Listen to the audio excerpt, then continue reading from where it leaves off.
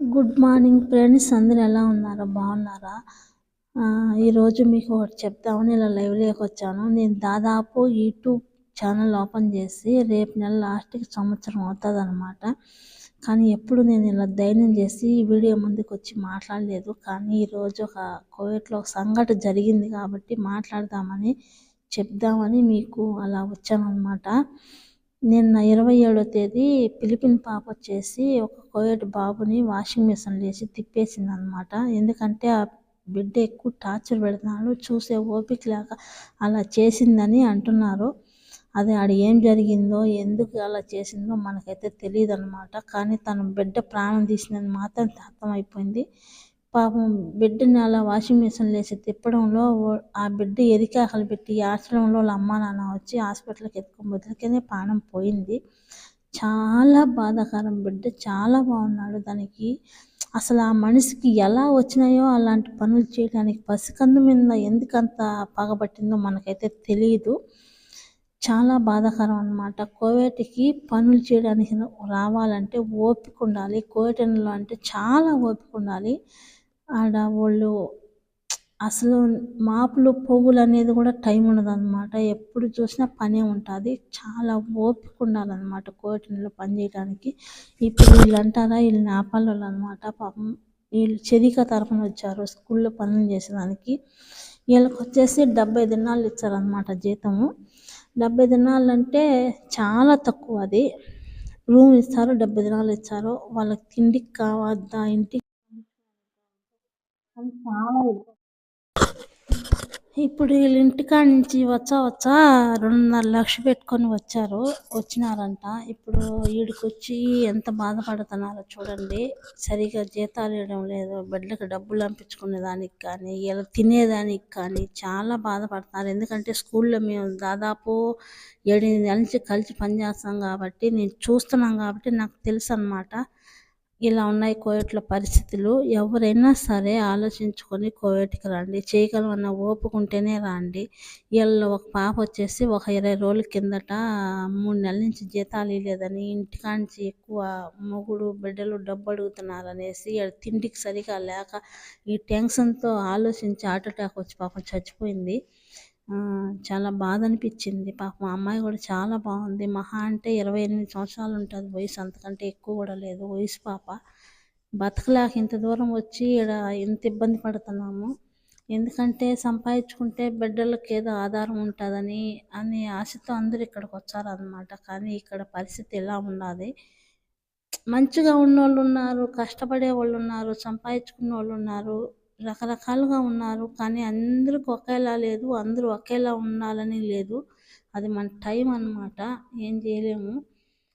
ఎప్పుడైనా సరే వీడికి కోవిడ్కి ఇంత దూరం వచ్చినప్పుడు మనం జాగ్రత్తగా పనులు చేసుకోవాలి. మనం ఈ పని చేయగలం అనేటిగా ఉంటేనే రావాలన్నమాట. మనం క్లీనింగ్ చేయని వచ్చినామా, లేదంటే వంట చేయని వచ్చినామా, ముందు క్లారిటీగా తెలుసుకొని రావాలి కోవిడ్లోకి. అప్పుడు మాదిరి కోవిడ్ కాదు ఇది. ఇప్పుడు చాలా మారిపోయిందన్నమాట. తెలుసుకొని రావాలి. లేదంటే మన వాళ్ళు ఎవరన్నా ఉంటే వాళ్ళ తరఫున రావాలి. లేదంటే మనకు తెలిసిన వాళ్ళు ఉండి మంచి కోవిడ్ వాళ్ళు ఉండి అట్టైనా రావాలి. లేదంటే ఇంట్లోకంటే ఆ ఇంట్లోకి వస్తే చేయాలంటే చేయలేము అనమాట.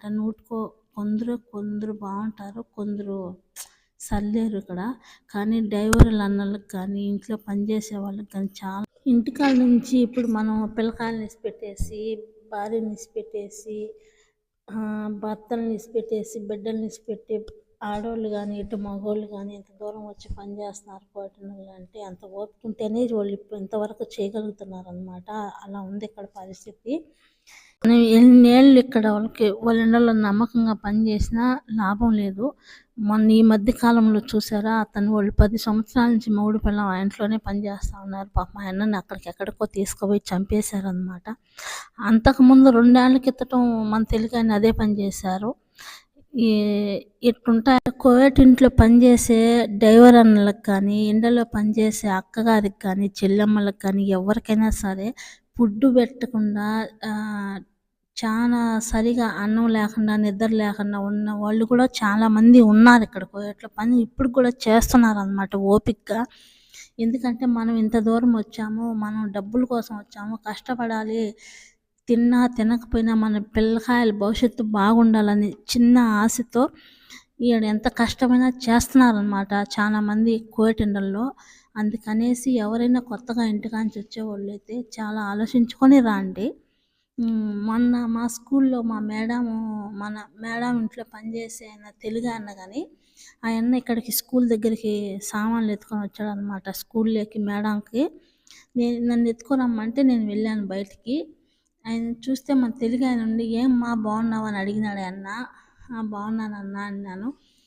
"ఏ ఊరు" అంటే, "మాది పలానా ఊరు కానమ్మా, కోడూరు దగ్గర ఏదో ఊరు" చెప్పినాడు. అలాగే "అన్న ఎన్నేళ్ళయింది కువైట్‌కొచ్చి" అంటే, "నేనొచ్చి 3 నెలలయిందమ్మా, ఉండలేకపోతున్నాను, ఇంటికెళ్ళిపోదాం అనుకుంటున్నాను.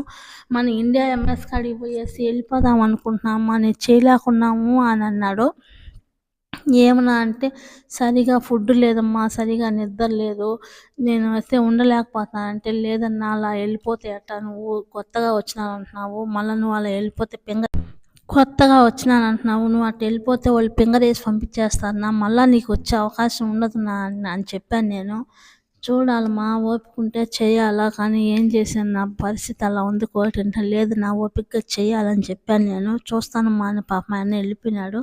ఇలా ఉంటాయన్నమాట కోయటెండల్లో బాధలు. కానీ మనకు తెలీదనమాట. ఎవరు ఎలా ఎలా బాధపడుతున్నారు, ఎక్కడెక్కడ ఉన్నారో మనోళ్ళు మనకు తెలీదు కాబట్టి నాకు తెలిసింది నేను చెప్పాననమాట. ఏదన్నా తప్పుగా ఉంటే నన్ను క్షమించండి. ఖచ్చితంగా నా వీడియో చూసేవాళ్ళు, కొత్తగా ఎవరైనా నా వీడియో చూసేవాళ్ళు ఖచ్చితంగా లైక్ చేయండి. ఎందుకంటే మీరు చేస్తేనే ఇంకొక మనిషికి వెళ్తుందనమాట నా వీడియో. ఈ వీడియో ఎంతవరకు వెళ్తుందో, ఎంతమంది చూస్తారో నేను తెలియాలనుకుంటున్నాను. ఎందుకంటే ఫస్ట్ సారి యూట్యూబ్‌లో ఇలా లైవ్‌లోకి వచ్చి మాట్లాడడం కాబట్టి అలా అనిపించింది. నా వీడియో చూసేవాళ్ళు ప్రతి ఒక్కరు లైక్ చేయండి, షేర్ చేయండి, సబ్స్క్రైబ్